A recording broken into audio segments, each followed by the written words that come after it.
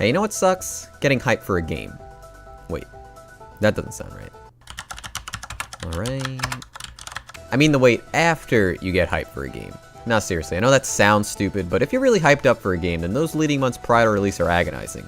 If it's a big release, then yeah, you're likely going to be getting plenty of coverage to get you excited, but that in itself could lead to oversaturation of content, making the final product less surprising as a result. I usually don't even like watching many trailers for games, as I feel like some companies just can't handle themselves and want to show you everything.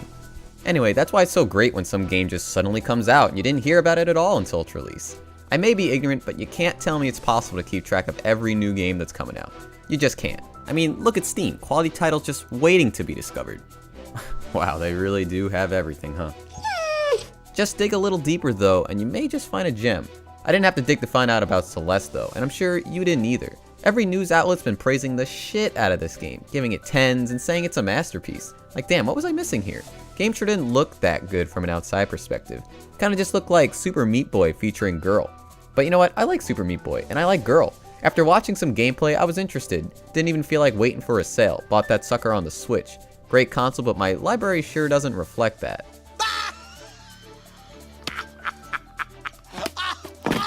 Celeste is available on just about all modern consoles, so don't worry about this being a Switch exclusive. Just trying to justify my purchase here. So this is a story about Madeline, a young girl with a lot of problems. Exactly what are her problems? That's not really stated, nor does it really matter, as she was written to be a bit vague as to be more relatable. And I think it works. Madeline has put it on herself to climb Celeste Mountain, though not without second thoughts and some nerves kicking in. Why does she want to climb this mountain though? Probably some sick treasure at the top, or a big middle finger, perhaps? Nah, there's nothing up there, so what's the point?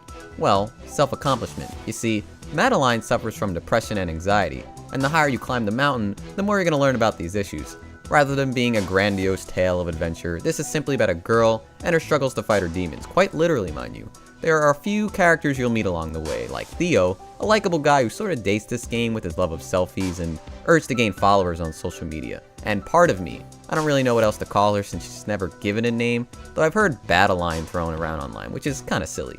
But basically she's the darker side of Madeline that Madeline wishes would just go away and stop making her life miserable, manifested by this mountain. There aren't many characters here, and while each one does have their own problems and reasons for being on the mountain, as you'll learn by progressing through, the focus is very much on Madeline, and I think the game does a good job at making the player relate to her issues, or at the very least understand them. The writing of Celeste is solid, don't get me wrong.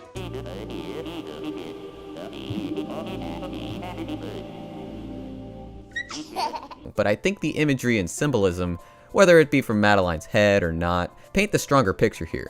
I think the closest this game hit home was during the halfway point, where the player has to manually help Madeline get through a panic attack. Yeah, I'm sure there are plenty of people out there that won't really care or see the significance in this, but whether for better or worse, this really resonated with me. Haven't played a game that delved into the topic in such an easy to understand way.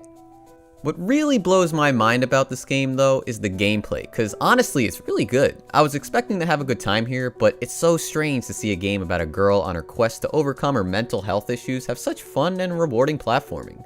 The controls are simple but also extremely tight and responsive. You could jump, wall jump, climb walls, and dash. One dash per jump, and an invisible stamina gauge stops you from climbing infinitely, and you'll start flashing red and sliding down when depleted of strength. And I know what you're saying, wow Zucco, that sounds so impressive. And to that I say, hold on a second, there's still more. The spice comes from the levels themselves. Celeste is broken up into a handful of moderate to large sized levels, each containing their own challenges, hazards, and more importantly gimmicks, and the best part is that they all work super well and are always taught to you before things get wild. It's actually impressive how none of them feel forced and just end up giving each stage their own personality, though the art direction and soundtrack already do that fantastically. Alright, so there's one thing I'm not a big fan of when it comes to the art style, and that's the lack of facial features on the character sprites. Not game changing, and if it doesn't bother you, don't worry about it. On the other hand, the clean pixel art and the great color selection here really work out. You're climbing a mountain, so you probably wouldn't expect much variety, but none of the stages look the same either, and you know, bonus points for those character portraits of Madeline and especially her darker side. I love the way she falls out of the portrait during conversation. It's those little details, you know? If they didn't look as good as they did, then I definitely wouldn't care as much about the story, but put a face to these issues and suddenly I feel for her. Also, yeah, the music is really good, very moody, and if you go look up the official soundtrack, you can see that some of these tracks are super long. That's because a lot of the music is adaptive and will change as you progress through the level. Just another way Celeste makes you feel like you're getting somewhere and making progress up that mountain. So So at this point I could be done with the review, right? The game sounds good, it looks good, it plays good, the story's good, but there is one more thing we gotta talk about, which might be the most surprising thing to me, even though I already kinda said something blew my mind before, and that is that this game is fucking hard. Again, how is this a game about depression? Alright, so not so much the main quest. You'll definitely die a bunch, but considering the nature of the game with its instant respawn after death, and the honest fact that sometimes you just won't be prepared for a challenge until after you die to it, it's gonna happen. A lot of the challenges this game has to offer are optional in fact, but if you're like me, you'll want to do them. Let's talk about the collectibles, as there's quite a few to be found in this game. First are the strawberries. These little guys are scattered in every level and actually serve no purpose. Yeah, you could just totally skip these if you want, but they serve as mini challenges to test your reflexes or even brain at times. Fun distractions, but honestly I wish they went to something to unlock, maybe alternate skins or colors, I don't know. Next we got the cassette tapes. These are much more hidden, one per stage, and once found will unlock the B side of that stage. These are much harder versions of the levels you just went through, and basically double the length of the game. Beating them will unlock a red heart, more on that later. Finally we have blue hearts, the hardest to find collectible, and even if you do find them, most of them are locked behind a puzzle, so good luck getting them all. So what do the hearts do? They unlock the final optional level, 4 hearts to get into the normal version, and all hearts to get into the B side of that stage. And if you manage to beat all of that, you'll unlock C sides to all these stages, plus the chance to get golden strawberries, which require you to clear the stage with no deaths. This game honestly just doesn't end.